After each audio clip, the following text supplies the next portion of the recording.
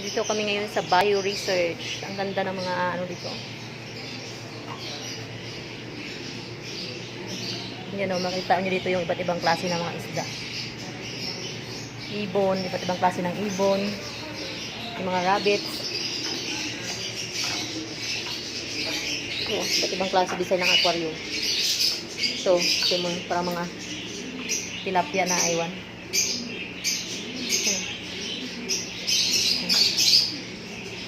Ibang klase ng isda. Nagaganda.